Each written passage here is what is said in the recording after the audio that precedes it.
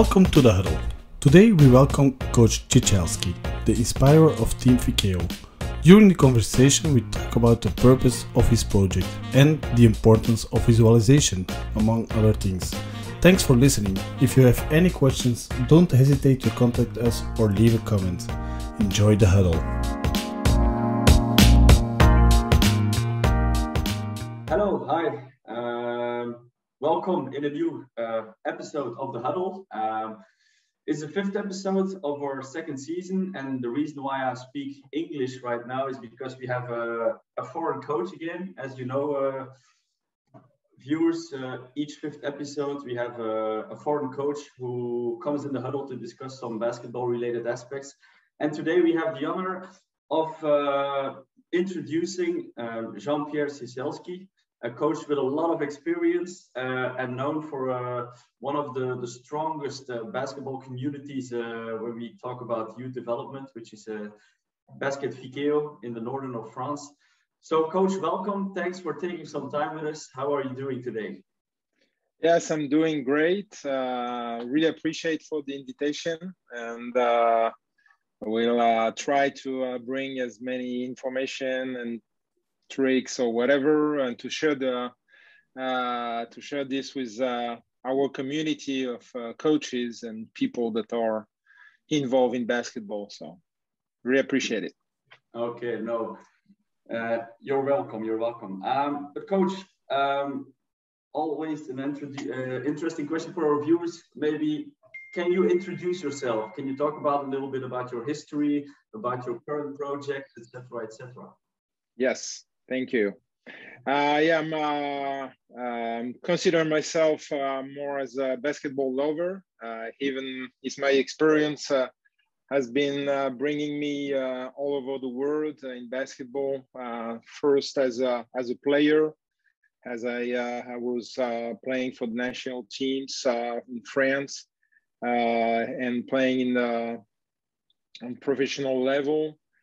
Before going to the US and fulfill my dream, which was to play college basketball. Came back here in Europe, and after facing one of the biggest, I would say, event of a basketball career, of being injured, I pivoted and decided to stay in the world of basketball, which I like the most. And I started to work as an NBA scout, as I was the youngest NBA scout in Europe, working with my mentor, Rob Mears, who was the first NBA scout that was really scouting international players, and Rob took me under his wing as a youngster and taught me what needs to be done as far as developing players and what's the professional teams and especially the NBA is looking for. And was also working together with Gianluca Pascucci, who's now the NBA Minnesota Timberwolves assistant GM. On that side, I also worked with my father. It's when you talk about tournaments, it's always family related and relations. So I worked and developed the Douai World Tournament with my father, and Douai was for me also helpful to develop my network as far as coaches, as far as scouting.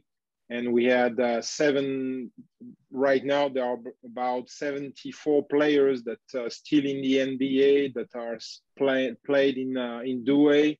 Obviously, Kevin Durant for us was the biggest star that came to Douai at 16 or 17. The Lopez brothers, Giannis was there also with Dries at that time. And finally, I would say in that introduction, I developed Team FIKEO, which was basically born in Kortrijk, Belgium.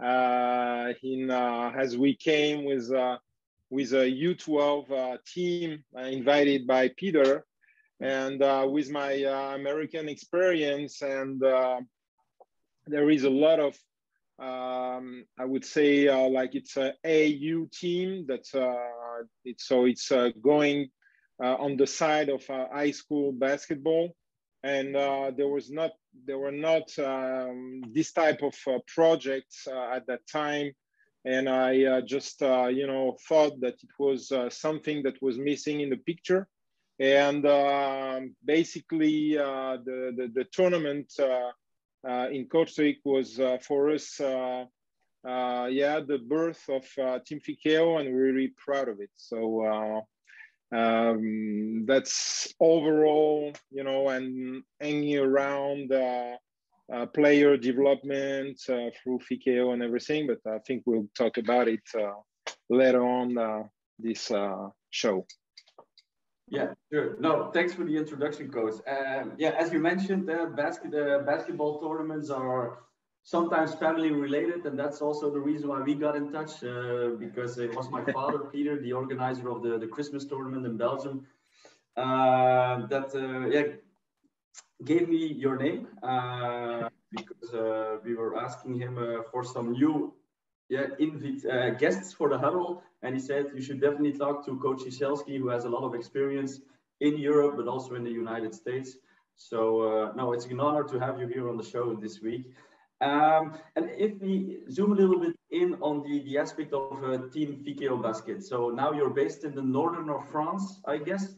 Can you tell me a little bit the main philosophy of the organization or the platform? I don't know which word do you give it. Is it a club? Is it an academy? Maybe some extra info on that. Yes. So I am the founder of Team Fikeo, and as I told you, I really believe in player development. I really think, because of having the possibility for players to face a different style of basketball. It's also good because on that way they can adapt to different type of games, and also not being pressured by the result of the games. In France, we have one of my friend has a sentence that says that the stake kills the game.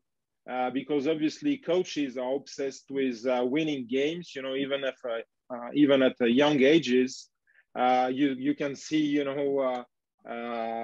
even like during preparation games, the coaches, they don't play players and they sit them on the bench, and they don't give them confidence for the rest of the season. And if just because they want to win games, and our aspect, even, obviously we all love games, and when you're into it and when you are playing tournaments, it's the competition is there, but and you're always happy, obviously, to win.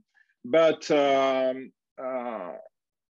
Fikeo really believe that developing players on and off the court, because basically we work more on off the court situation than on the court situation, because as we don't have the players all year round, because it's we bring players in only for camps, for seminars, for tournaments, and the rest of the year they are playing in the youth teams, like the AWBB, center.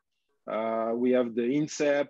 We have the pro clubs that they have youth teams, and basically we bring in players for the occasion of that. So, okay, no, so that's how we work, and we are not only recruiting, even if at the beginning it was more like Northern France players, because we also, because of my relationship with coaches, with clubs, but we started to have players coming in from further in France, and also a lot of basic more on the girl side, but from Belgium. There are a lot of Belgian girls, really talented, that came in and play for Team Fikeo as soon as we started girls basketball teams. A lot of girls came to play for Team Fikeo. No, that's nice. Yeah, I saw it on your Facebook page that some girls even made it to the national U teams in Belgium. Yes. So I think that's a great reference for something as Team Fikeo. And Coach, you said something, and I thought it was very interesting. You work on player development, not only on the court but off the court as well. I think that's something interesting, and maybe something we don't think about enough as a coach of young players. What's like the mission or the approach for the off the court aspect at Team Fikeo? You have some kind of culture, values. I don't know. Yes. Mission of Team Fikeo, as I said, is to develop those players more off the court, and we select the players on specific criteria.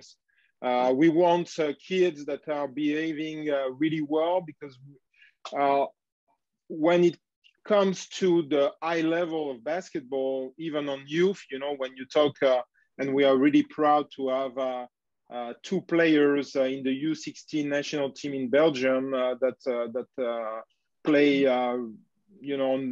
as soon as they are available on the Team Fikeo teams. So we're talking about, talented players. But when you need to come to the step further to bring into professional level, it comes. It's not only about talents, because you select the players. They all know how to shoot. They all know how to pass, and they are like talented. But you need the mindset. You need all the aspects. You need your environment needs to be also really good and really helpful to have you grow as a player, but also as a person. And when we go to tournaments, we want Team Fikeo to be to behave well. We want the kids that to enjoy their time, but we don't want to have headache off the court, chasing them in the hotels, or because the behavior shows. And for me also, as an NBA scout, and NBA teams are sometimes calling me to see what's on certain player in France or in Europe, when I have some time, they ask me what's the behavior outside the court, and it's because now the more than before, the business is so big that you need to you have the social networks, you have all the aspects that can destroy your career, and it comes when they are 13, 14 years old, because if you're not behaving well, even if they don't think about it,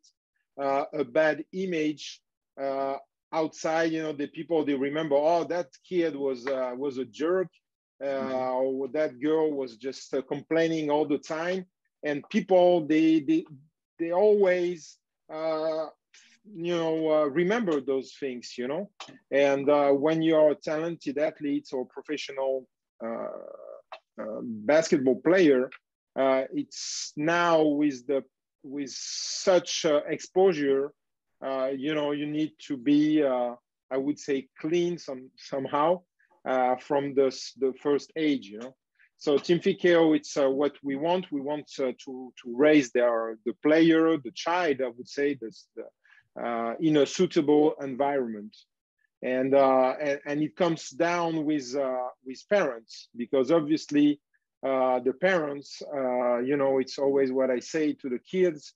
the parents are the one that gonna bring them because they don't have the driving license. So they bring the kids in, and they all have the same objective. You know, they want to have the kids to be in a good environment, to have a development process for their child.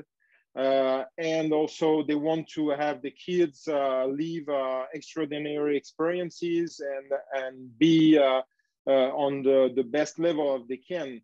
And also parents want to create opportunity for the kids, you know, because it's important for them to have kids that you know, will be able to play against Belgrade. They would love to play against a US team or Canada or whatever. They want to have access to coaches that are the, you know, youth development coaches well known all around Europe or in the US. And it's our mission. And obviously, you know, the travel experiences, living they will be able to live in the future, traveling in the plane, but also it comes with the recovery of when you travel, how you handle that, how you handle the nutrition about it. And so we were kind of sad because obviously COVID stopped us to put the big schedules of traveling to Spain, to the US also, and develop the new project. But next month we'll announce a major step for Team FIKEO development, and we're putting a lot of expectation to it. And Christmas tournament in Kortrijk for us in December will be a great tool for us to show those new developments. And even if we adjusted, you know, during the time of COVID, providing online classes, seminars, just to help kids, you know, to go over that situation. Coach, you also told us the players are playing with other teams during the season. Yes. How do you do the following up of the players? Because there are a lot of players are in Team FIKEO, but how do you do it during the season, the following up of these players? Our motto is we are family. So we take care of them all year round, basically. With all the tools, with WhatsApp, it's a tool that I personally use as a coach, even on club team. But with Team FIKEO, the kids, they on Instagram, you can follow them and take care of them all year round. Basically, we give them a lot of advices, individual coaching also when they request it or when they need it. And we go more and more into helping also the kids in their development. For example, we have one of our players, Paul-Mathis Jobé, who was one of the best players 2 years ago in Kortrijk in the U16 when we won the U16 title. That is now in the US because he wanted to develop his game, and he was kind of in between. He didn't know if he wanted to go to a EuroLeague youth team or and the style of game he has really brought me into telling him, you know, if I think you could have a step in going to the US. This year he was the MVP of Georgia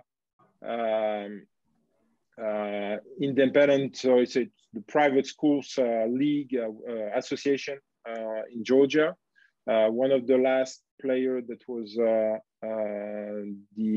MVP was Anthony Edwards, and Paul-Mathis, who is a sophomore, so he still has 2 years of high school left, was Anthony Edwards was not the MVP when he was a sophomore, so it was kind of good. But we also bring them that extra experience, you know, in helping them doing a lot of individual coaching. You know, even on Zoom, we do a lot of that, and even if at the beginning, I would say 8 years ago, I was not as convinced that I am totally now. It's you don't need sometimes a basketball in the court to develop your basketball game, you know. And we do a lot of that in their development, being in their room and developing themselves. Just, you know, like with the basketball, but here, you know, in the in their room before they go to bed or when they wake up. So.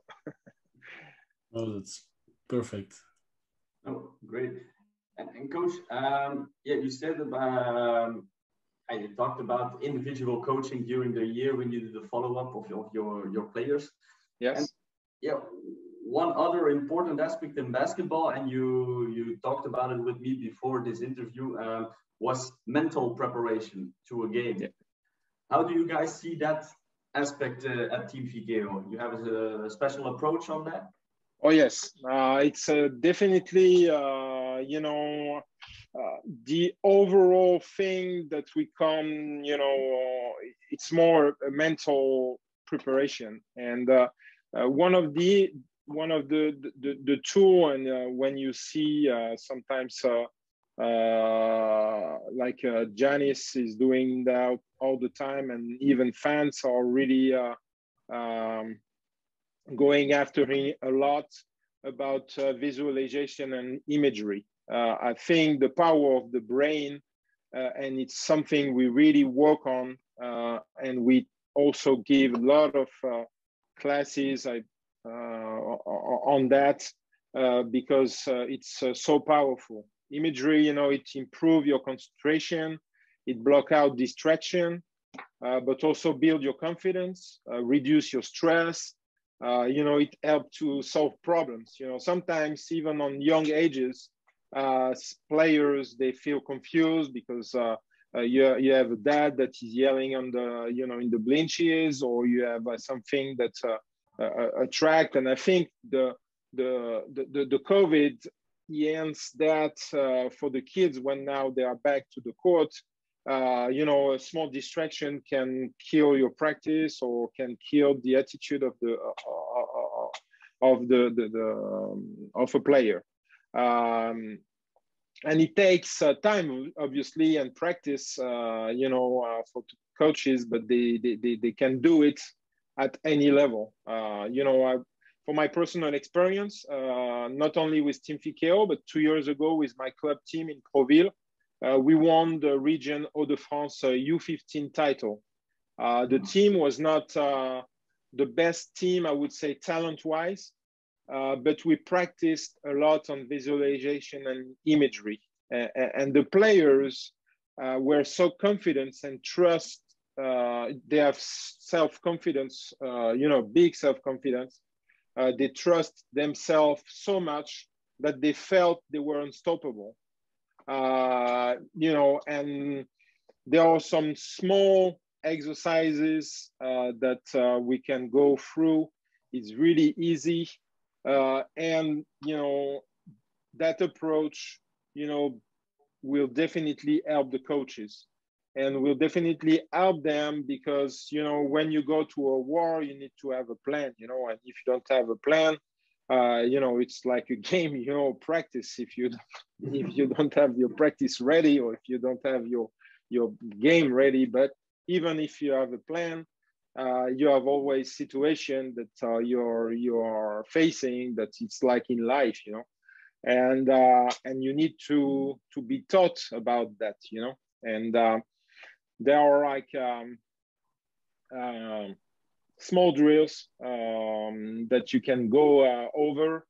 You know, the one, and that's what I was telling you about not being convinced at the beginning that you can still work on your game, being in your room, you know, but sitting on the chair with the basketball, it's really important for the coaches to understand that their player, U12, I mean, even a U12, you know, or U14 or U16, they all watching and they all have access to through you know, YouTube or for to games, or you know, to see what's a great shot, what's a great pass, what's the momentum, where you're gonna hit the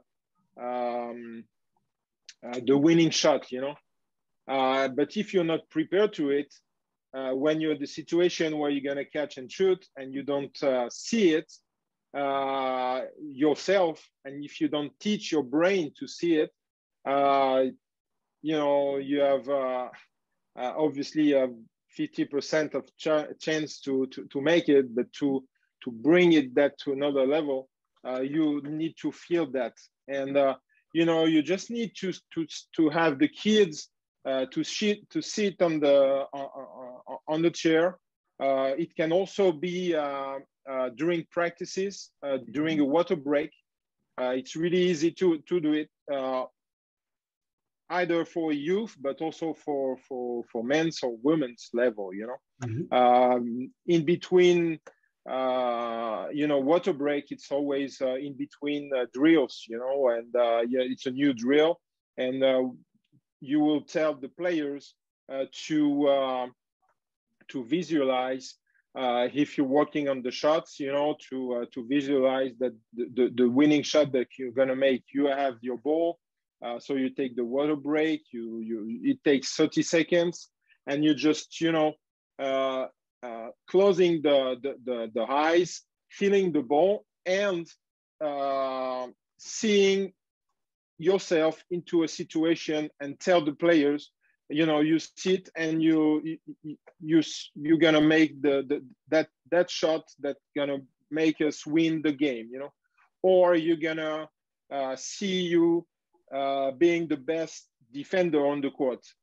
And in teaching the brain, you know, before that practice, and tell the brain, you know, I'm gonna be, you know, working on defense in the next 15 minutes. Or, you know, obviously it's gonna take times, but you know, in having the repetition of thinking always about it, you know, you will increase your level. And when you say, you know, players, or that player is a great defender, but defense, 70% of the defense, it's in your brain, you know. You have 20%, it's your legs, and after it's 5, it's about technical, you know, and 5, it's about tactical. But basically, if you don't want, and if you don't have your brain being ready to defend, you're not gonna be defending. Even if, you know, I believe that if a player, it's not so called a great defender, you know, I prefer a player to be to excel, and to help him being to increase his game to where he's good at, you know. Yeah. And don't fight always about that kid, you know, he's not a great defender. But if the kid raise his level into his team, it will help the team after, you know, give him some extra confidence, or help a little bit the player to you know, and it gives that chemistry of teamwork, you know, because obviously you always have, oh, that guy is going to be boxing the best player of the but you don't have 10 players that can box, you know, the best player of the other team. But if you're a great shooter, you know, he's tired for that last winning shot, you know, what you gonna do, you know. And those plans, you need to accept it, you know. And it's one of the one of the approach. The second approach, if it's I really believe in also, it's to have, if we're talking about development, player development, especially on the young ages, it's to have the coach tell the players to bring a notebook. And being a notebook, it's they can verbalize their feelings, accept it also when they are making a wrong decision, and how they can correct that, after that. And the coach also in that needs, it's the approach that we have, and we try to do all the time. Obviously, you prepare your practice or you prepare your game plan, but not when you talk to coaches, they never do after practice notes of what have been, what was good, what was bad. They will do it most likely for their players, but not gonna do it for themselves, and having after each practice, kind of writing down what has been done can really help the coach, in giving the where he wants his team to go, and where he wants to develop his players. So it's also another approach. And as I say,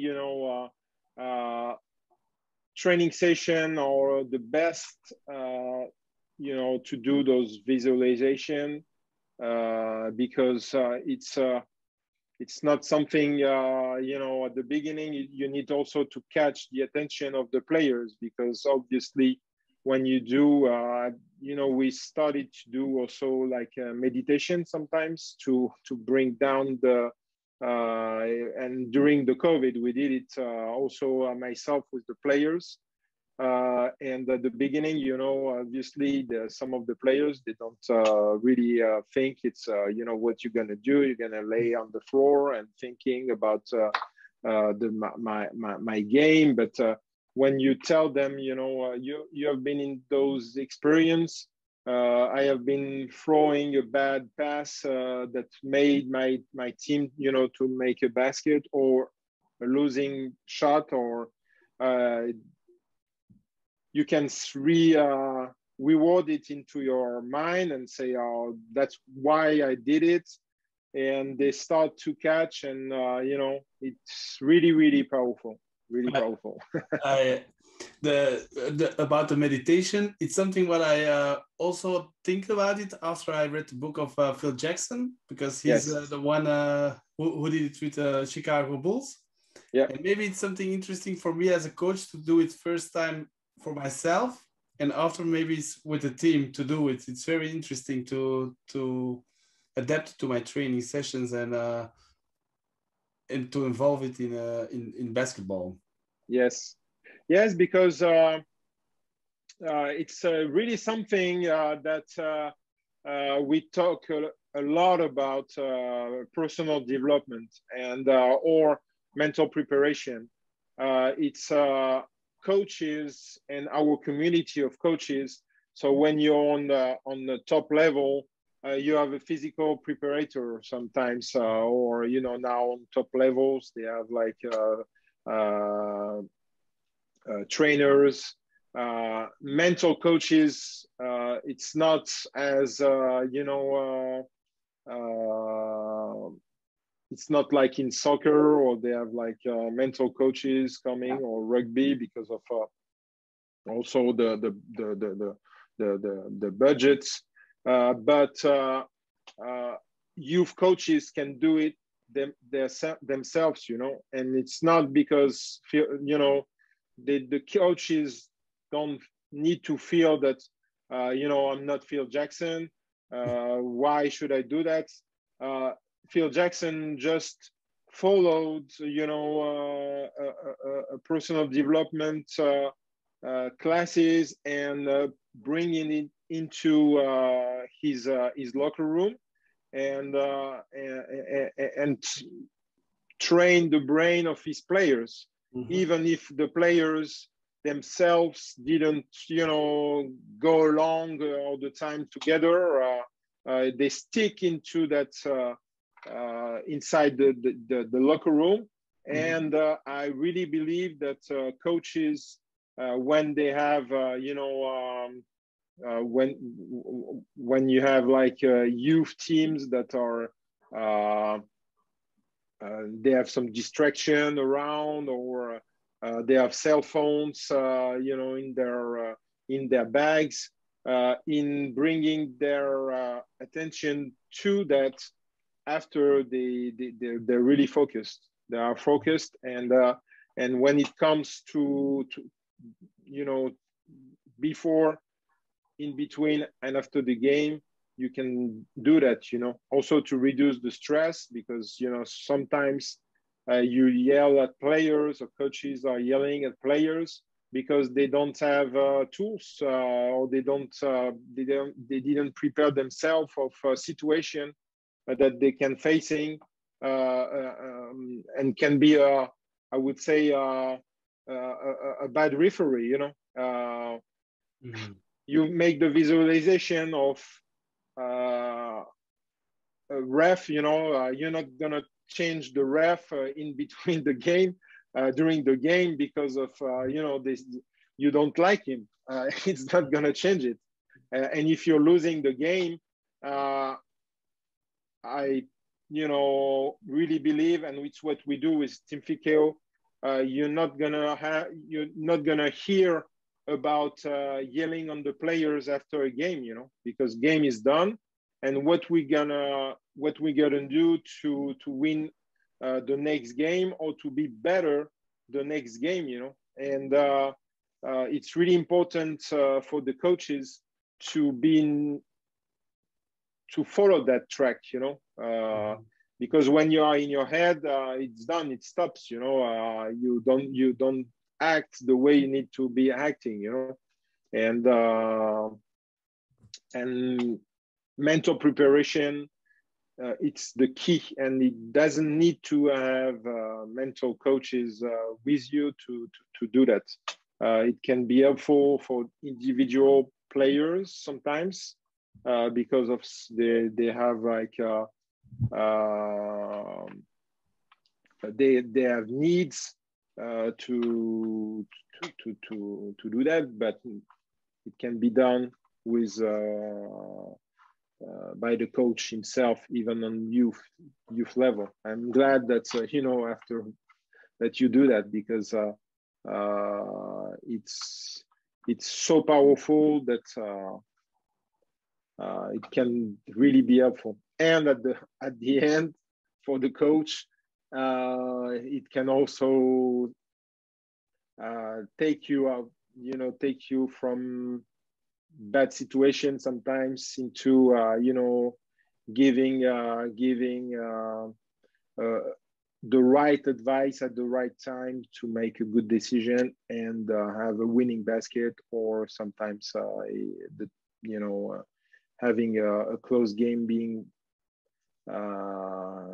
won because of that. No, one thing I want to tell you something is this weekend where we had a game with my team, and that's why I really believe the mental game is so important. We have one player, and sometimes he plays with he always plays with me, and sometimes he plays with Gunnar, his team also. But this weekend he didn't play with the team. I didn't know, but at halftime he was playing amazing, offensively, defensively.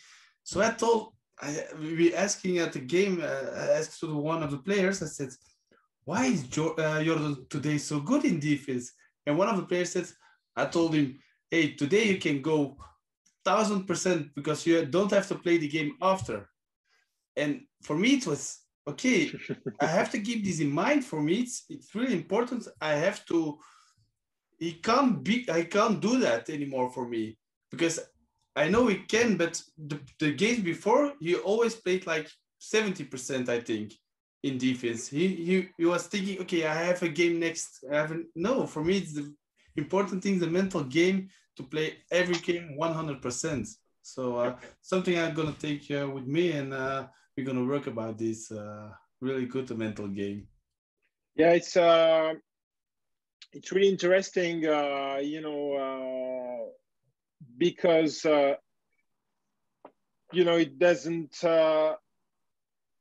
it doesn't need extra time.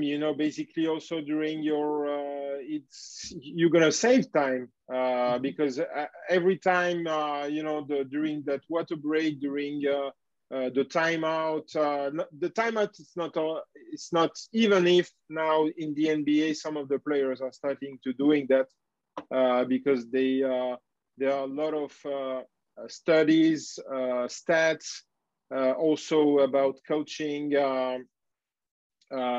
performances that saying that the advices that you are bringing in. Sometimes, the players, you have like so many personalities, that the players, some of them, they're not, even if you think they are looking at you and they are like more visualized. Some of them, they need, like, the drawing doesn't, give them any feedback. So it's before the game, visualization can be helpful also to review even the plays. Some of the plays can be that too. Sometimes at halftime can also be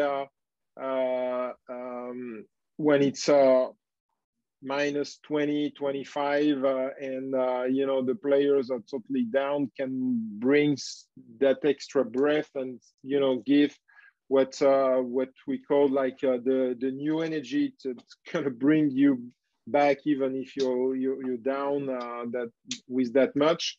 And it's those situations are always created a positive moment for everybody, and sometimes even it's funny because when you look at some of the games, and those games when you are like come back from a fall like 2025, sometimes you have even the ref, they get so excited that they call like the coaches, they say, oh, they give a call because to give a favor of that team because they came back. But it's just the brain, they didn't do it internationally, but it's just because it's the way it is, and visualization can be for everybody, including the refs. No, that's correct. I agree with Mike. I think training the brain, the mental preparation is a huge thing. And I'm convinced that we should work more on it, not only with seniors, but especially with youth teams. Yes. And I really like the topic about the notebook that you guys brought in at Team Fikeo, because I think if those players write it down, that they will remember it more. Because as a coach, we say like 1,000 things to our players during a practice or a game, and that's too much information. And if they or we write something down for them that they can keep with them along the season, I think they will make better steps, because they will always have something to fall back on. So I think that's a great point there, Coach. Yes, because writing for the brain, you print it. When you give a verbal information, the brain basically 90% of the time you have like it's gone after like sometimes you don't even what did we do at practice last week, or ask you one of your player what did we do at practice 2 weeks ago, or even yourself, even if you track what you have been planning, and you have like months planning. It's not it's just the way it is. The brain is not you need to feed it, and writing it's the best tool to print, and for the players, even the players, when they are in club, you know, some of them are doing it now, and they keep doing it because it, you know, it's also a good reminder, because sometimes when we call each other, I say, what did you, how was your game? You know, or we didn't, how I played well, I had 20 points. I say, no, but how was your leadership? How was, you know, your attitude? You know,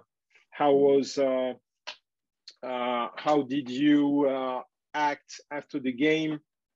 You know, I had one of our player yesterday.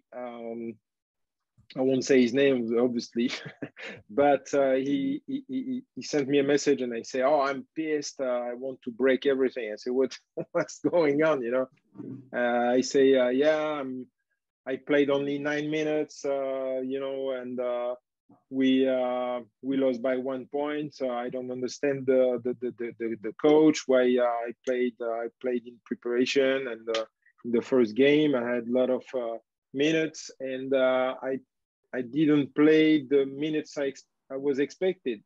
I say, first, the game is over. So you're not gonna come back on the game. It's done. You know, the stat sheet shows that you played 9 minutes.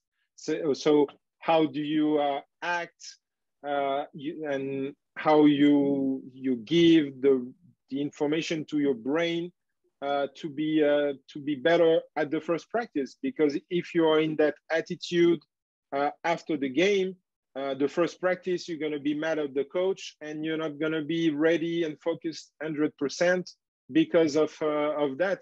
And you're going to be mad because your coach, you know, he has his reason, and you cannot go around that. So you just, you know, need to have another approach, you know. And even if, you know, players that are really into that and are working, and I told him, I said, did you write down your after game feeling? And he said no, because he was so pissed. I say, yeah, but in writing them, you accept more than you're gonna do it, and also you're gonna be in a situation where being mad can obviously, you know, bring you into bad situations. Can be with a ref, but can also be with a coach. And I told him, I say, you know, you can be as good as everybody thinks, or even as you think. The coach is the one gonna let you in or out the game this season. so you just need to be to find a way to be ready for next practice. So and the notebook is also a great tool, because for the coach itself also, because as we have players, but we have individuals, you know, now you have 10 players, and especially even, you know, now with the men's or women's team, you have so different personalities. So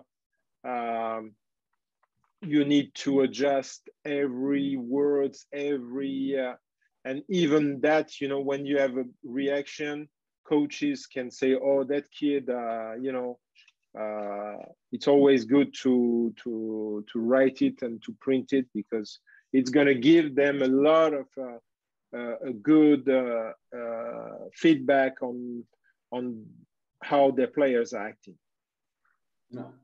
No, really interesting, Coach, because when you talked about that player that sent you a text message because he didn't play a lot, I think, yeah, it's a huge thing. And I saw a podcast of a coach from Ohio.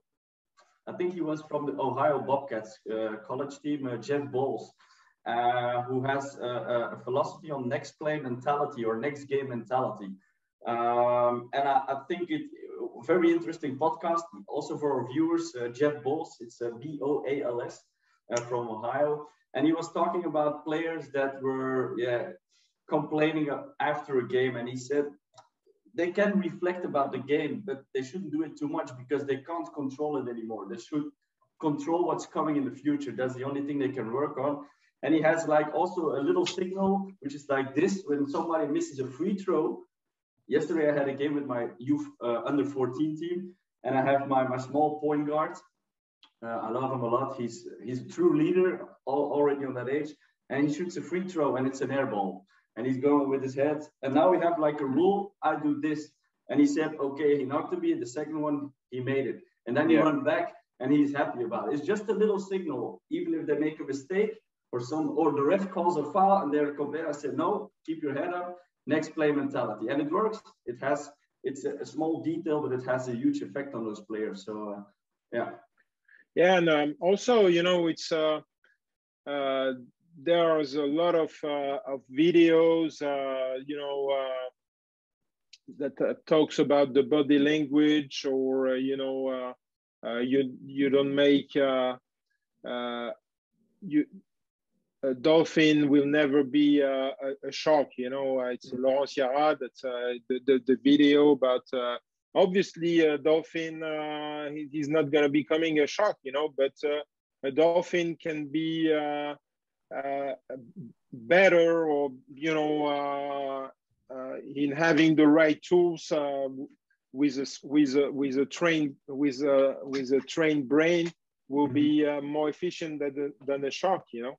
And the body language comes obviously with the players, and and in Team Fikeo, and in my philosophy, the body language of the players is really important. You know, if they are bad, you know, a bad body language, but the body language of the coach is also a key, you know, especially with the youth kids. You need to give them self-confidence all the time. And I really, really like, you know, the small trick that you gave about your player for the, you know, having the heads up. You know, it's basketball. I always tell the players, I mean, basically, when you look at the top players in the NBA on the 3 points, they are like 40, 45%, or when they are going at 50%. So it basically, half of the shots are missed, you know. And how coaches can yell on players when they're open and they are missing, you know. You need to give, and earlier in the interview when we talk about having the players being in the academies, when we bring them in tournaments, we want them to be to have like a lot of freedom on the court, you know, to have them being in sometimes into a in comfort situation that they're gonna be facing, and how they're gonna handle that, you know. Because the easiest for a coach, it's the kid, he's open 2 times or 3 times and he missed, you know, and you take him out of the game because he missed those 3 shots, you know. When you're on the youth development, you cannot blame kids of losing shots, you know, or missing shots, because what it takes you, it's that creativity that will need, you know, and the adjustment that will need to be a better player. And I don't only talk about being a professional athlete. I talk to raise his game to the best level as I can, you know. And the players, when you set the players into plays with like you yell at a player, you didn't respect the play, but the player, if he's wide open and if he has a way to go to the basket and to make 2 points, you know, who cares about following the play? You know, sometimes you need to adjust. So I don't give, I don't tell that you don't need to follow the plays, obviously, but you need also to give the players the opportunity to handle the situation with the creativity, you know, and the creativity, it's you bring them that with into in comfort, and we always during practices like before tournaments, sometimes to work on the last play situation, you know.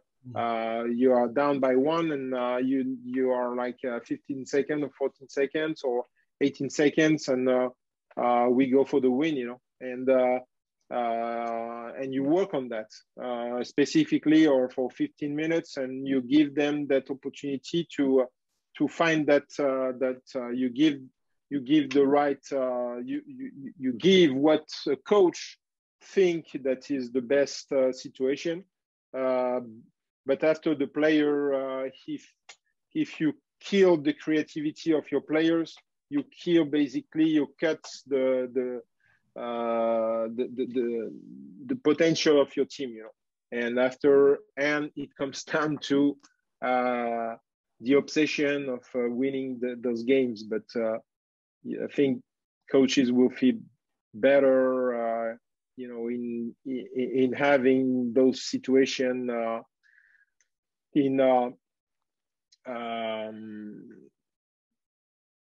being more like give some freedom to their players. Coach, you just talked about the creativity of the players. Yeah. One fundamental in basketball, a lot of fundamentals we talk about is about shooting, passing, playing one-on-one. But one fundamental we don't hear a lot about is getting open to create the one-on-ones, to create the shots. Yep.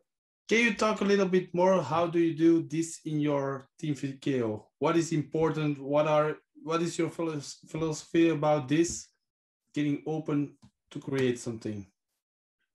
I really think that the player in being open, it's to put them into on the court, and we always do that in it's when you're the movement that you have when you're not carrying the ball, you know, and right now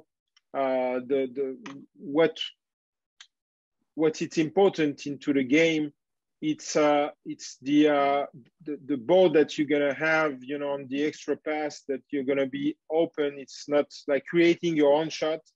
It's not that easy now because of you know, the defense that everybody's putting, and zone defense that also is more and more growing into the games because of that.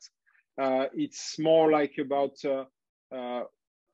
we work on the movements without the ball, you know, and the extra pass that you're gonna give to the players that will be ready to catch the ball and shoot, you know, into the right spot. And it's the drills. It's more like you know, working into a situation even on free against free can help that, you know, in the rotation, and always as, you know, a catch and shoot situation on the extra pass. It's what basically we work because we don't have so much time with the players, you know, like when we prepare a tournament, but it's what we work a lot on, you know, and being into the best spots that they feel comfortable in, you know. because most of the times you can put a kid and tell, you shoot 50 shots in that position, 50 on that, 50 on that. But the kid, if he's a 3-point shooter, shooting at into the right corner, you let him shoot all the time on that position and be a sharpshooter in that position, because it's where he's gonna make his situation of being open, more than being trying to find a way to make to be open on another position, and always even if you are like if you don't have defender, even if I think when you work on your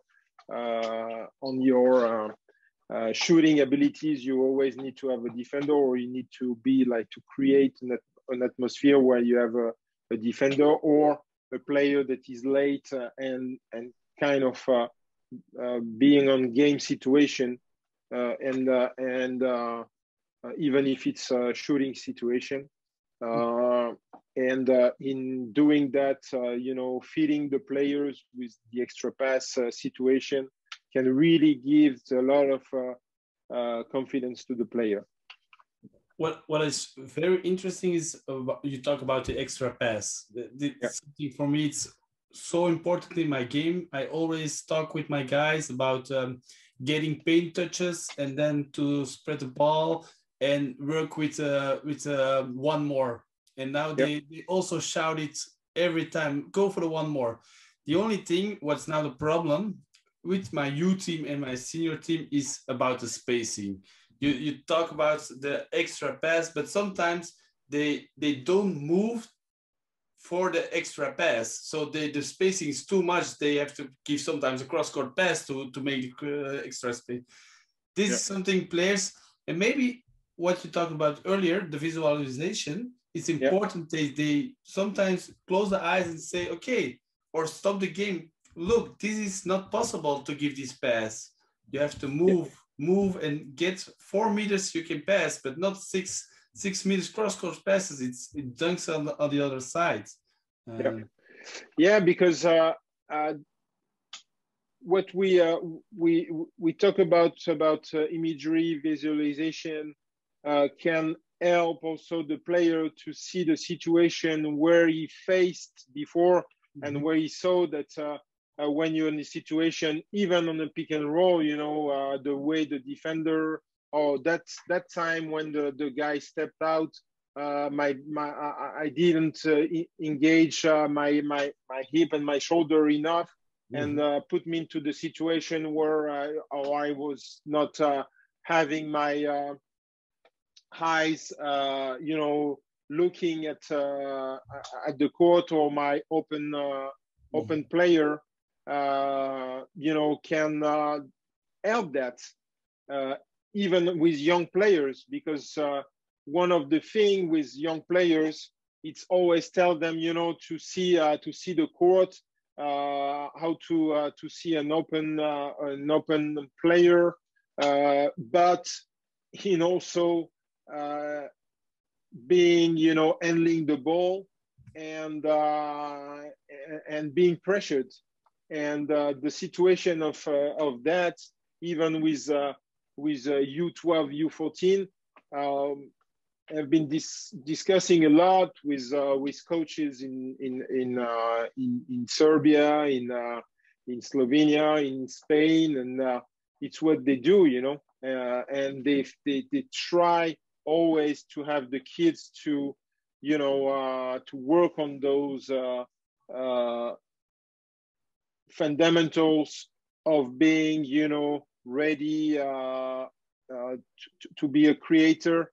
But the shot is gonna come after, and what I like, when you look at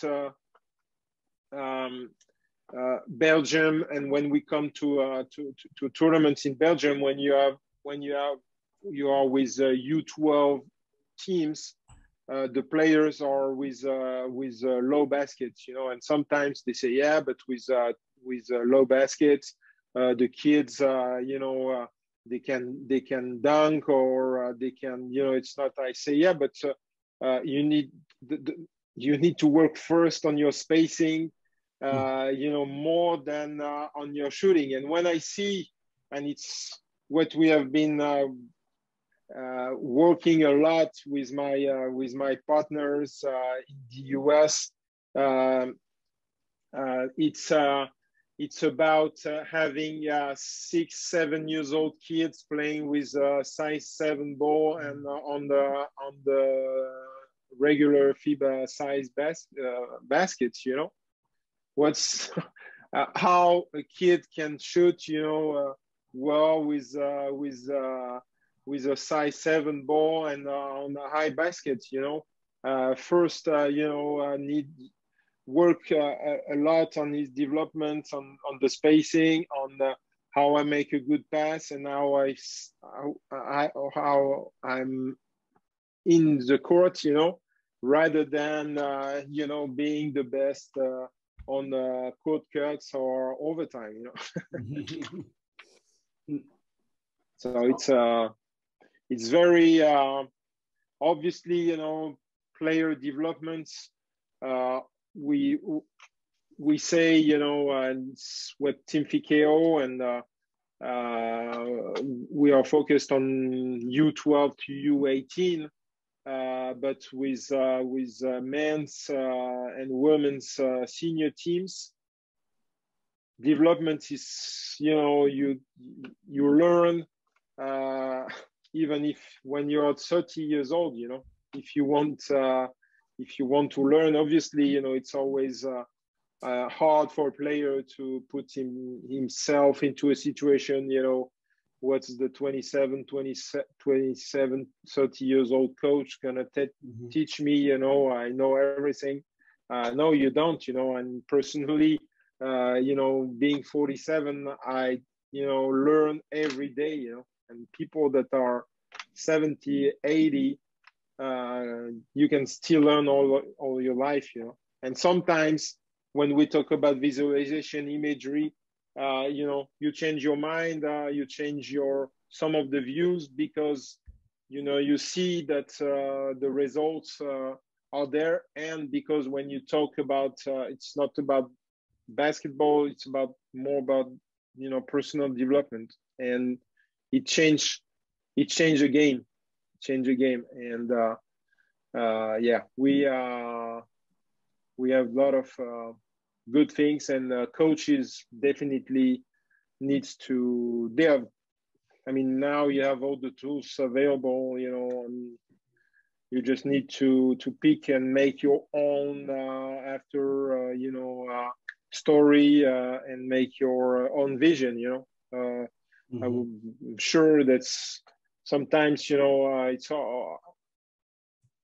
it's the good thing with coaching clinic. It's you know, it's not the philosophy. You don't bring in the philosophy of that coach. You know, you make your own philosophy of coaching, taking a little bites of the different things that you have been watching and what you have been reading, you know. When you mentioned about the Phil Jackson book, you know, you can see a different approach, you know, watching the situation of coaches on YouTube, how they react to certain plays, how you adjust the game when. And you can do that also through visualization afterwards, because when you look at the top European, or more than, I would say, the European coaches, even if I have a huge respect for NBA coaches, but there are like masters of coaching in the EuroLeague. that you can take some of the bites for your team, even if you are on the lower level. I mean, it's and it is not to be arrogant or not to be. It's just to help yourself to be a better coach. No. And not, you know, or after you have another situation, if you look at Netflix and you watch, you know, movies, but if you want to improve, you know, you watch. I prefer to watch the best of the best for coaches, for you know, a lot of in different sports also. And it's and you bring your own after philosophy.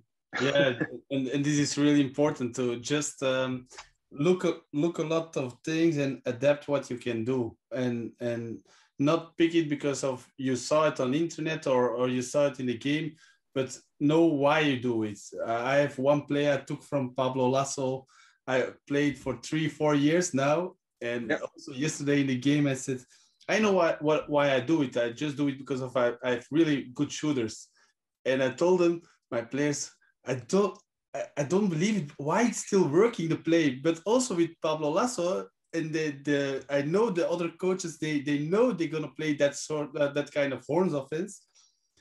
They know it, but if you do it really good, yeah, they can't defend it. And but you have to know as coach why you do something, why you copy or adapt it a little bit, but why you do it. Just don't copy it because of you see it and it's look cool or something. Yeah, that's important. Yeah, for lots of it's copy it. It's without putting your intention of or your feelings will not work, you know. No.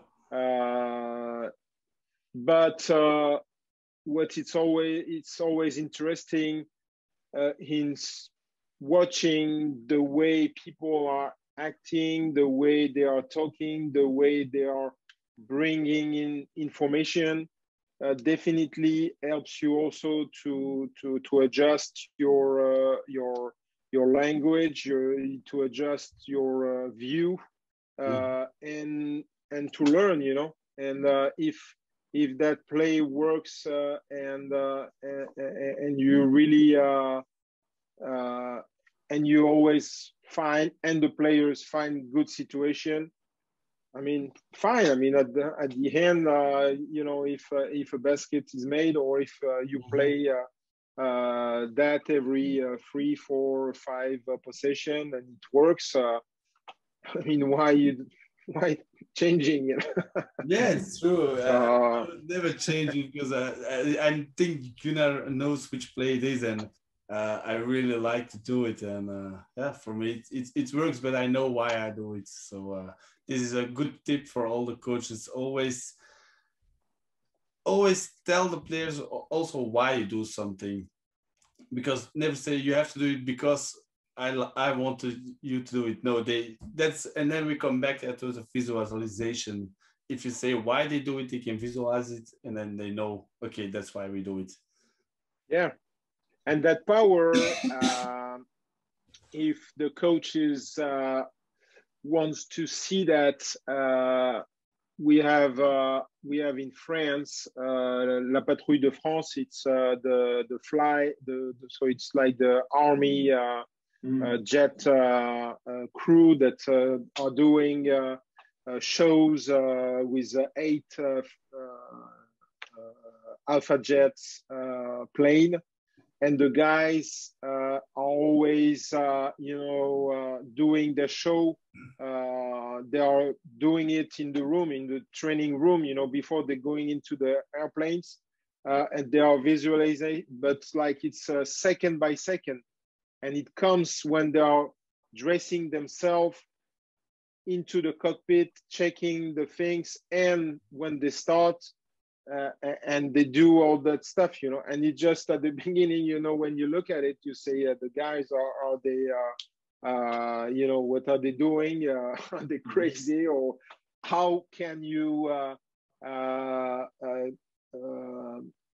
be flying with your Alpha Jet, closing your eye and doing that with the other 7 guys in your crew.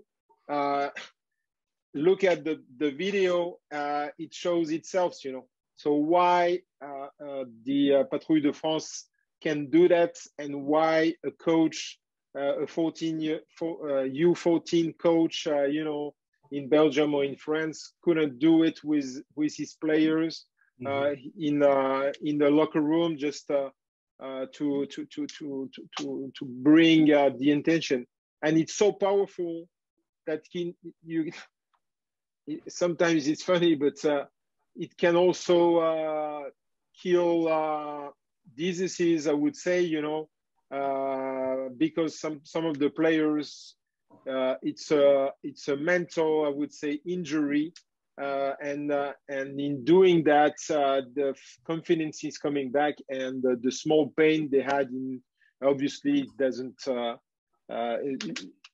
It gives a lot of the recovery.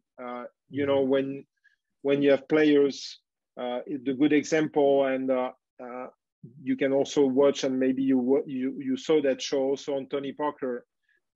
Some of the players, sometimes you have players that are coming back early. They say they have an injury, even if obviously a player is, you know, they have like doctors, they have so many people in the medical staff, but the medical staff always is amazed that the player, they say, we give him 10 months or 12 months before he can come back on the court. And after 7 months, he's ready. And it's just, you know, it's just here in between your ear, what's happening. And if you feel so much about it, at certain point, you know, you arrive, and I didn't really see that live in Kortrijk when we won the U16, but I spoke a lot with the players during the COVID. During the COVID, we had a lot of talks about mental and everything, visualization. And the players, we talk about winning the championship in the U16. And some of the players, they didn't have the outside outcoming at winning the U16 title. Even if you look at the YouTube replay, you can see that. But the player, and some of the players, they say, yeah, but we knew it. We were so confident to ourselves after winning a key game. We knew we were gonna win it, you know. And the visualization can do that. And there is an example. Also, I always like also to share. It's Walt Disney. The first time when he opened is a park in California. The journalist asked him, "Are you happy about it?" And because you feel that, he said, "I just knew it's gonna happen because I saw it. I visualized it before I was writing that project." And it's, you know, it's the visualization is so powerful that I mean, the guy who was making such a big park, you know, he say, I saw even the first day of the grand opening, I knew how it was going to be because I visualized it before. And work on that with the players, obviously in taking the right tools all the time. And I really believe that following classes, seminars of coaching seminars, it's the key, because it gives you always an exchange. It gives the community, and I'm really appreciate and really grateful that you are doing, you know, this type of shows, because it's a great moments of sharing with a community of coaches, you know, and the people that will watch the show are people that are involved and want to be a better coach. You know, I would say if the others are not watching, it's it's too bad for them. But there are always great tools, and we learn. And I really like you know, about the head, to have the small trick. I will take it because I no, but because those small tricks are, you know, you don't need to hide things, you know. Open your gyms, share it. Don't open the gyms to parents, even on young ages. It's one of our advice, and it's also one thing we do with TEAM FIKEO. My wife is a primary school teacher, and I always tell them, I say, do you have parents coming into your room to the classroom? No, you do parents teacher meeting to tell them what's going on, how the kids is doing. If you have your notebook, the kids will show you exactly what he has been doing in practice, and you give a feedback on how it went. And you know, don't interfere. And because also the kids sometimes in their development, they're not acting the same way, and I'm sure you have examples of kids that are not acting the same way when the parents are in and out. And it's not, and always the parents are always doing for the good of the kids, but it's for the coach, you know, explain what you want to do, and parents can watch the game and cheer for the kids, but practice needs to be a sanctuary, you know, to be like it's what it's all happens, you know. And it was good, you know, with COVID, it was another tool since parents couldn't go in, you know, in the gym. So, you know, keep that good thing about not being into the gym, you know. Don't use COVID, because we all get tired of that. But you know, it was one of the good things that can be that we can keep, and that we did. And for FIKEO, we did it from the beginning, and I do it personally as a coach in the clubs. You know, parents, you don't let. That's one of the you know, the thing I do. It's you tell the parents, you know, we love you, but cheer. And I would also share with you another thing. It's always tell the parents to be not being behind the bench when it's possible, to be always sitting, you know, on the other side of the bench, to be a true cheering team, you know. And not be, because obviously when you have 4,000 seats or 4,000 people in the gym, they are all coaches, but we want to be you know, in control of that, you know. And even that with the visualization, if the kid is being mad because dad is always complaining and everything, the visualization can really erase that situation. No. And parents can use also visualization to be acting great too. Yeah. No, that's correct. No, great, coach. I think this episode has been very interesting, just because of the fact that Mike and we have seen. I think you are like the 15th coach in our podcast. But the topic of training the brain and mental preparation hasn't been covered that much yet before. So we're very grateful, I think, for viewers as well, that you covered the topic very nicely, with a lot of good information, a lot of ideas, approaches at TEAM FIKEO. I would be glad to continue this discussion during the Christmas tournament at the end of the year. I really look forward to meeting you. I think that Mike will come as well to the tournament. Yes. So will be great to meet you, Coach.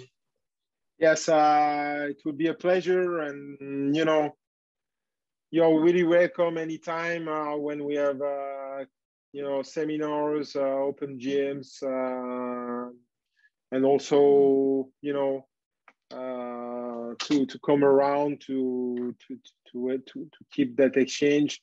We'll be obviously we are really looking forward, and as I told you, as we have a major steps coming in with Team FIKEO, we're really looking forward to it. And Christmas tournament this year will be we'll be having new kids coming in too in the new teams that we have. So it will be very interesting to see how a new team is developing, and it will be really good. And obviously we will try to do our best and to be grateful to be in one of the places we really like because of that special, I would say, situation of Team FIKEO base. It's good. Oh, great, Coach. Well, the only thing I can say is keep up the good work, the great work in France, and really looking forward to meeting you at the end of the year. Yes, I really like, and thank you again for the great work. And we'll share the podcast to our community as well. So will be more people coming into our community. Perfect. Thank you, Coach. No, really appreciate it. Thank you, guys. Okay, thank you, Coach. Have a nice day. Bye-bye. Okay, thank you. Bye-bye. Bye. Bye-bye.